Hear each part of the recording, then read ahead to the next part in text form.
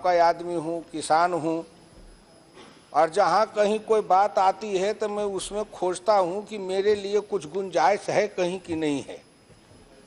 और जहाँ मेरे लिए गुंजाइश नहीं रहती है तो मैं कोशिश करता हूँ कि कोई उपाय लगे कि मेरे लिए भी, गांव गरीब किसान के लिए भी उसमें कोई गुंजाइश होना चाहिए। आज कई प्रकार के पेंशन हैं। जो कर्मचारी हैं संगठित क्षेत्र में, उनके लिए तो कानून है। श्रीमान बंडारू दत्तात्रेय जी पहले से कई कानून थे, उसमें कई कानून उन्होंने लाके बहुत अच्छे ढंग से सुधार किए हैं, जिससे कर्मचारियों को अधिक से अधिक लाभ मिलेगा, सुरक्षा मिलेगी उनके पेंशन में, उनके और सुविधाओं में। फिर दूसरे तरफ जो सामाजिक सुरक्षा पेंशन है तो उसमें वृद्धावस्था पेंशन है, बीपीएल वाले के लिए है, विधवाओं के लिए है, विकलांगों के लिए है। तो अलग अलग ढंग से सबके लिए पेंशन है। लेकिन उस माला में मैं देखता हूं तो किसान के लिए और खेतिहर मजदूर के लिए कहीं कोई पेंशन या कोई भविष्य निधि की बात नहीं होती है। आखिर भविष्य निधि तो सबको चाहिए। विधायक का पेंशन है, सांसद का पेंशन है, विकलांग का पेंशन है, सामाजिक सुरक्षा पेंशन है, मजदूर का पेंशन है, और संगठित क्षेत्र में सबका पेंशन है। लेकिन ये किसान और खेतिहर मजदूर जो गांव में काम करने वाले हैं, जिसमें सर्वाधिक पिछड़े और दलित समाज के लोग हैं, जिनको आप निर्धन कहिए या दलित कहिए, गरीब कहिए या पिछड़ा कहिए, जो उनको कहना हो सब में वही हैं। तो आखिर उनके लिए कोई अलग अलग ढंग से उनको भले मिलता हो पेंशन, लेकिन किसान और खेतिहर मजदूर के नाम पर उनको कोई नहीं मिलता है। भविष्य निधि का मतलब सभापति महोदय क्या होता है कि भविष्य के लिए कोई कोष बनाओ जो भविष्य सुरक्षित रहे, बुढ़ापा में आराम से कुछ रोटी कपड़ा मकान जो कुछ भी है उसमें अपने मकान में रहे, रोटी कपड़ा मिल सके, दवा मिल सके, किसी के हम आश्रित न रहे। इसलिए ये भविष्य निधि की बात है कि आप करो।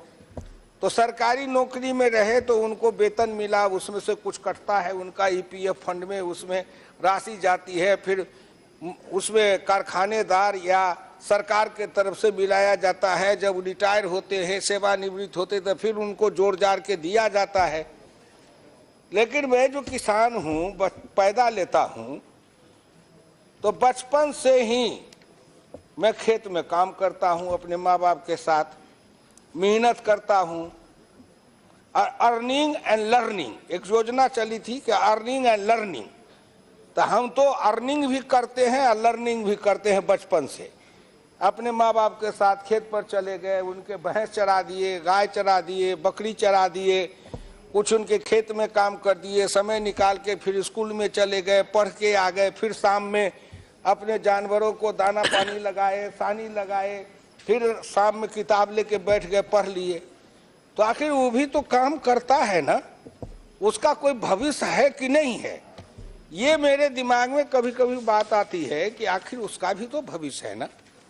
और सरकार को मैं धन्यवाद देता हूं कि सरकार बहुआयामी दृष्टिकोण से सोच रही है कि समाज में सब सुरक्षित हो। जनधन योजना किस लिए बनाया गया, या 1 रुपया महीना पर जो उनको बीमा कराया गया, 1 रुपया महीना, जो सबसे कमजोर निर्बल व्यक्ति हो वो भी 1 रुपया महीना दे, जिससे कि 2 लाख रुपया उनको मिल सके। उसी तरह ये पढ़े लिखे विद्वान योजना आयोग वाले हैं, वित्त मंत्रालय वाले हैं, बड़े बड़े अफसर हैं, मैं उनसे आग्रह करता हूं कि आप अपने दिमाग से कोई ऐसे स्कीम हमारे लिए भी निकालो ना, जो किसान हो वो भी कुछ राशि कटे और जमा करते जाए, और उनको भी बुढ़ापा 60 साल के बाद जब सबको आप पेंशन देते हैं तो वो भी 60 साल के बाद जब बैठे तो उनको एक किसान के नाते, खेतिहर मजदूर के नाते 3000 रुपया जो प्रेमचंद्रन जी कहते हैं कि उनको कम से कम सुनिश्चित हो मजदूर का। वो कौन मजदूर का कम, जो नीचे के मजदूर हैं, जो 4th ग्रेड वाले हैं, उनके लिए ये लागू हो सकता है। जो क्लास 1 क्लास 2 वाले हैं वो महीना में 3000 पेंशन सुनिश्चित उनके लिए कर दिया जाए तो कौन लेने वाले हैं, वो तो कितने न पेंशन पाते हैं। तो आखिर उनके लिए कोई इस तरह की व्यवस्था सोचना चाहिए। मैं बंगारू दत्तात्रेय जी को कहूँगा, वो भी गरीबी से निकल के आए हैं और एक दिन संसद में वो कह रहे थे कि वो अपने माँ के काम में कैसे वो बेचने जाती थी, तो उनके काम में मदद करने ये जाते थे, स्कूल से पढ़ करके घंटा 2 घंटा उसमें करते थे। तो आखिर उनके लिए भी ये दिमाग लगा के सोचे, अपने विभाग के बड़े बड़े अधिकारियों को कहे। मैं मानता हूं कि उनके दिमाग हैं, उनके पास में बुद्धि है, वो सरकार चलाते हैं, लेकिन फिर उनको जब आप निर्देश देंगे तभी तो कुछ करेंगे ना। डॉक्टर लोहिया ने कहा कि अंक शास्त्री इस देश में हैं, वो विषधर के समान है, जैसे बीन बजाओगे वैसा वो नाचेगा। अगर बीन बजाना नहीं जानते हो तो क्या नचा पाओगे। तो आप बीन बजाइए और उस बीन में राग बजाइए कि मेरे अधिकारी किसान के लिए, खेतिहर मजदूर के लिए भी कोई ऐसी योजना बनाओ जैसे संगठित क्षेत्र के मजदूरों के लिए भविष्य निधि को हम सोचते हैं। आखिर हर नागरिक के भविष्य के बारे में सोचना सरकार का काम है। संविधान ने कहा है कि हिंदुस्तान के सभी लोग बराबर हैं संविधान की नज़र में। आज जब मैं वो आंकने लगता हूँ मूल्यांकन, तो हम अपनी बराबरी कहीं पाते नहीं। सभापति जी, आप भी उसी समाज से आए थे, बचपन में आपको भी कुछ भोगना पड़ा होगा। का दुख जाने दुखिया, का दुख जाने दुखिया, माए जाके पैर न फटे बेमाई, सो का जाने पीर पराई। जिसके पैर में कभी बेमाई नहीं फटे वो क्या जानेंगे। इसलिए मैं ये सदन में इस बात को रख रहा हूँ कि सदन सुने, देश सुने, सरकार सुने, प्रशासनिक तंत्र के अधिकारी सुने, इस देश के विद्वान सुने, योजना बनाने वाले नीति आयोग के लोग सुने। और क्या वो मेरे दुखड़ा को नहीं सुन सकते, मेरे लिए कुछ नहीं कर सकते। 60 बरस में तक हम हल चलाते हैं, आखिर हम आधा पेट खाते हैं, आधा तन कपड़ा पहनते हैं, जमीन पर सोते हैं, बीमार पड़ते हैं। साहब पेट में दर्द होता है तो कोई वनस्पति के काढ़ा बना के पी लेते हैं, क्योंकि हम दवा लेने जाएंगे उतनी पैसा हमारे पास में नहीं होता। और 60 बरस के बाद जब उस किसान जब काम के लायक नहीं रहता है तो उसकी क्या दुर्गति होती है समाज के अंदर। और सबको पेंशन मिलता नहीं है, क्योंकि बीपीएल वाले को मिलता है और सारे किसान वो बीपीएल में है नहीं। ऐसे लिस्ट बने हुए हमारे बिहार में।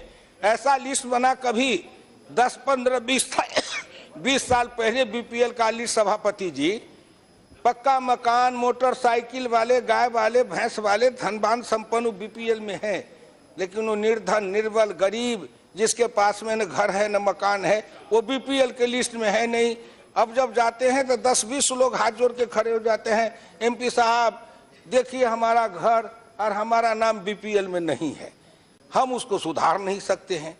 तो मैं तो एक प्रार्थना ये भी इस अवसर पर करूँगा कि वो बीपीएल के लिस्ट को समाप्त करवा दीजिए और नए सिरे से फिर बीपीएल लिस्ट को बनवाइए, या आर्थिक सामाजिक जनगणना आप कराए हैं उसके आंकड़े के आधार पर नए सिरे से बीपीएल को निर्धारित करिए। और पेंशन अगर देते हैं तो प्रेमचंद्रन जी से भी आग्रह करूंगा कि चूंकि ये लोग तो यूनियन वाले हैं, जो वामपंथी विचारधारा वाले हुए देश में, या भारतीय जनता पार्टी के भी जो मजदूर संघ वाले हैं, वो तो संगठित क्षेत्र में जो मजदूर हैं उनके साथ काम करते हैं, असंगठित क्षेत्र में वो जाते नहीं, तो हमारे दर्द को क्या जानेंगे। इसलिए प्रेमचंद्रन जी भी ये यूनियन वाले लड़ते हैं, क्योंकि वो संगठित क्षेत्र हैं, उनका यूनियन है, उनके सब कुछ है, वो आंदोलन करते हैं। और सबसे बड़ी बात, जब जुलूस निकालते तो कहते हैं चाहे जो मजबूरी हो मेरी मांगे पूरी हो। और हम वो भी नहीं कर सकते, क्योंकि हम कहेंगे चाहे जो मजबूरी हो मेरी मांगे पूरी हो, तो हम अपने भूखे रह जाएंगे, क्योंकि हमारे लिए तो मजबूरी है। सभापति महोदय, अगर मुझे खेती के अलावा कोई रोजगार मिल जाए किसान को, अगर सब किसान को इतना ही कह दे कि तुम 3000 रुपया महीना की नौकरी देंगे, खेती छोड़ दो, सब खेत छोड़ करके 3000 की महीना पर नौकरी कर लेगा, क्योंकि तो मजबूरी में, क्योंकि कोई दूसरा धंधा है नहीं। अगर दूसरा पेशा रहे उसके पास सामने में तो दूसरा धंधा कर लेता, कोई पेशा है नहीं, मजबूरी में वो खेती में रहता है, किसानी मजदूरी करता है। उनके लिए भी इन्होंने कहा कि जैसे मकान, तो मकान के लिए मैं प्रधानमंत्री जी को धन्यवाद दूंगा कि उन्होंने प्रधानमंत्री आवास योजना चलाया। 1,30,000 रुपया जो लोगों को दे रहे हैं कि मकान बनाओ, हर आदमी को आवास हो। तो एक आशा जगी कि भाई प्रेमचंद्रन जी पीएफ फंड के वाले जो पाने वाले हैं उनके लिए आवास बनवा रहे थे। कम से कम भारत सरकार ने सोचा कि पीएफ वाले आवास लेंगे तो बिना पीएफ वाले क्या लेंगे, तो उनके लिए प्रधानमंत्री आवास योजना बना दिया। हमारे लिए वो धन्यवाद, ये बड़ी चीज हुई है। इसलिए सर्वहिताय में इसको सब समग्रता में सोचने की आवश्यकता है। 3,000 महीना हो, हमें आपत्ति नहीं है, क्योंकि जिस मजदूर की बात कर रहे हैं उस मजदूर में ज्यादा 90% ऐसे मजदूर जो पसीना वाले हैं। सभापति जी, 2 तरह के मजदूर हैं, एक पसीना वाले हैं और एक कलम वाले हैं। पसीना वाला पसीना बहाता है, कलम वाले कलम चलाते हैं, एसी में बैठते हैं, ठंडा में गरम, गरम में ठंडा, ऐसे में बैठते हैं, लेकिन वो भी पेंशन पाते हैं, वो भी पेंशन पाते हैं। हम तो गर्मी में तपते हैं, ठंडा में सिकुड़ते हैं और बरसात में भीगते हैं और गीले कपड़ा लेकर के जमीन पर सोते हैं। हमारे लिए तो हमको मजदूर न मजदूर मानते हैं, न हमको कोई कर्मचारी मानते हैं, जैसे हम लोग कोई कर्मचारी है ही नहीं देश में। और सबसे ज्यादा कर्म करने वाले हम ही हैं साहब। निरपेक्ष हम करते हैं, निस्वार्थ भाव से, गीता के भाव से हम निष्काम कर्म करते हैं। मिले न मिले, अनाज पैदा करो, देश के लोगों को खिलाओ। हम तो राष्ट्र की सेवा करते हैं, भारत माता की पूजा करते हैं। और अगर जाते हैं खेती करने तो उससे सबसे पहले बीज डालते हैं, तो दोनों हाथ से लेकर धरती को छूते हैं, आले के ऐसे माथे में लगाते हैं कि धरती माता हमारी इज्जत को देखना। हम तो धरती को माता समझते हैं साहब, हम इसको सॉइल थोड़े समझते हैं। अंग्रेजी में तो लोग कहते हैं सॉइल है, हमारे वो सॉइल नहीं है, वो मिट्टी नहीं है, वो मेरी माता है। इसलिए हम उनको माता मान के पूजा करते, और उनके सब संतान हैं, इसलिए उनके संतान सुखी हो, भरपेट अन्न मिले, चेहरे पर लाली हो, इसलिए रात दिन कमाते हैं। और फिर हम भी बूढ़े हो जाए तो बुढ़ापा में हम भी तो आराम से रहें, हमको भी तो दवा के लिए अपने बेटे बहू के ऊपर आश्रित न होना पड़े। और अगर इन किसान को अगर 3-4 हजार रुपया दत्तात्रेय जी दे दीजिएगा उनको पेंशन, तो उनको बेटे या बहू, गरीब के बेटे बहू, उनको भगवान के जैसे पूजा करेंगे और कहेंगे बूढ़ा बुढ़िया 100 वर्ष तक जिंदा रहे, जिससे कि इससे मेरे भी बच्चे को कोई काम चले। उनको भगवान के जैसे पाल के जिंदा रखेंगे और उनकी सेवा करेंगे कि ये बचा रहे, स्वस्थ रहे, जिससे ये 3-4 हजार रुपया मिलेगा तो हमारे बच्चों को भी कि इससे कुछ खाने पीने को मिल जाएगा, कभी केला कभी फल कुछ मिल जाएगा चखने के लिए। तो आखिर उस ओर भी ध्यान जाना चाहिए। मैं इस पर इनके प्रस्ताव को पढ़ा तो मेरे मन में आया कि चलो ये हिंदुस्तान की बड़ी पंचायत है और इस पर एक तरफी बात हो रही है। भाई कमाने वाले हो, दीजिए उन गरीब को, उनके पेंशन में मुझे कोई एतराज नहीं है। लेकिन आखिर मैं छूट रहा था तो मैं सोचा इस बड़ी पंचायत में कुछ अपने भी दर्द सुना दूं कि लोग सुन लें कि भाई कब जरा मुझ पर भी ध्यान दो ना। क्योंकि इस देश में तो 2 वर्ग बना है, एक वर्ग है पसीना वाला और एक वर्ग है पैसा वाला। पसीना वाला भूखा है, पैसा वाला लूटता है। भारत सरकार के मन को धन्यवाद देना चाहता हूं, आप मुझे मत दीजिए, नरेंद्र मोदी जी को दीजिए कि उन्होंने पैसा वाला का पैसा छीना और बिन पसीना वाले तक पैसा पहुंचाया। आज जब वो पैसा वाले का पैसा छीन रहे थे तो कुछ वामपंथी भी कह रहे थे कि क्यों वैसा कर रहे हो। कल में अरुण जेटली जी यहाँ थे और वो फाइनेंस बिल पर वो राज्यसभा का कोई संशोधन था, उस पर मैं पूछ रहा था। तो बड़े बड़े वामपंथी लोग भी, विचारधारा वाले प्रोग्रेसिव लोग भी उनसे ऐसे सवाल पूछ रहे थे। तो मैं अंदर से भगवान से पूछ रहा था, हे भगवान ये प्रोग्रेसिव हैं कि डिस्ट्रक्टिव हैं, ये गरीब की बात कर रहे हैं कि पूंजीपति की बात कर रहे हैं। आखिर हम उनके लिए भी सोचे जो अछूते हैं, उनके लिए भी सोचे। प्रेमचंद्रन जी, मैं जानता हूं कि आपके मन में उनके लिए, कर्मचारियों के लिए मन में प्रेरणा है, दया है, सहानुभूति है कि सुखी हो। बहुत बहुत धन्यवाद।